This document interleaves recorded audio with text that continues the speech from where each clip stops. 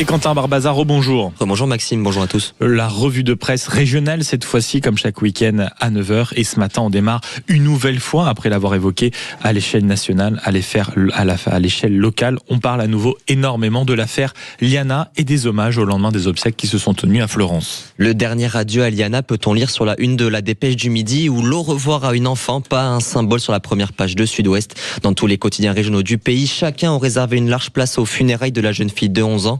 Dans la Dépêche du Midi, on parle notamment de colère. Comment expliquer qu'un courrier mette 20 jours à arriver de Toulouse jusqu'à Auch?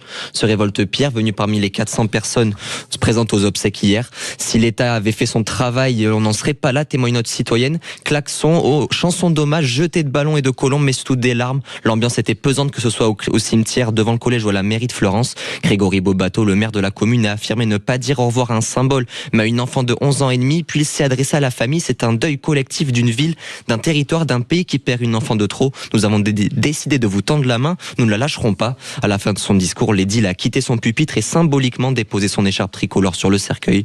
L'hommage s'est poursuivi ensuite dans la discrétion familiale. Et cette affaire Liana alerte sur un point, c'est comment protéger nos enfants dans ce contexte. Le journal La Provence alerte sur le manque de pédopsychiatres sur son territoire, sachant que le mal-être chez les jeunes augmente. En France, un jeune sur 5 est touché par des troubles psychiques, et dans les Alpes de Haute-Provence, à Digne-les-Bains, un seul pédopsychiatre exercera dans tout le département à partir de début juillet. Un cataclysme pour le syndicat Force ouvrière. La direction du centre hospitalier de la ville est consciente de ce manque et se justifie par une réorganisation en interne et la création d'une plateforme d'orientation de pédopsychiatrie, la POP 04.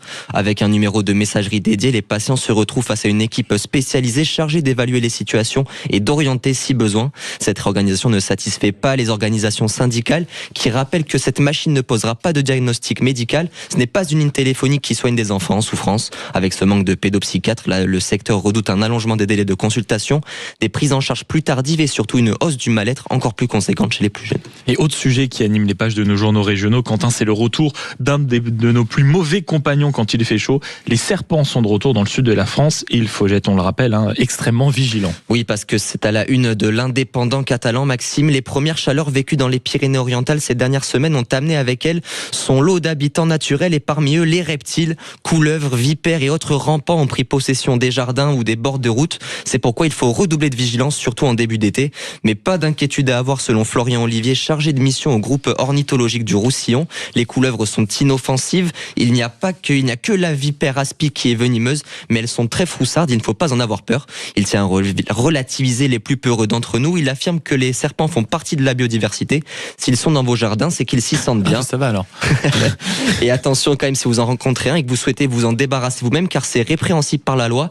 Les serpents sont protégés par le code de l'environnement et les tuer pourrait vous revenir très cher, jusqu'à 150 000 € d'amende.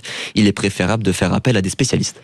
Et on termine cette revue de presse avec du sport et du rugby, car dans le Béarn aujourd'hui, c'est jour de fête, puisque la section paloise a rendez-vous, on peut le dire, avec son histoire. Place à la fête, titre la République des Pyrénées, où prolonger le rêve poursuit l'édition béarnais sous le de Sud-Ouest. Ce soir à 21h, la section paloise reçoit le Racing 92 pour le premier barrage du top 14. Un match qui sera bien évidemment à suivre sur notre antenne, et c'est toute la ville de Pau qui se réveille ce matin en vert et blanc et qui va vivre une journée historique, puisque depuis la création du top 14 en 2005, jamais les Béarnais n'ont vécu de phase finale.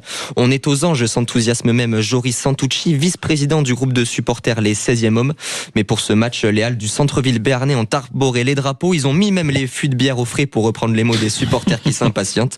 La ville est prête pour vivre un match historique. S'ils le remportent, les Palois se qualifieront pour les demi-finales du championnat. De quoi envoyer le meilleur public de France à Marseille, selon les différents supporters. Mais attention, face à une équipe du Racing habituée à ce genre de match, ça promet. C'est à 21h sur Sud Radio, la radio du rugby. Évidemment. Merci beaucoup, mon cher Quentin Barbazan. Et donc, j'ai retenu, si jamais on croise des serpents, vraiment. Alors, vraiment pas de panique. Même on les adopte. Si c'est pas des vipères. J'irai pas jusque-là quand même. Globalement.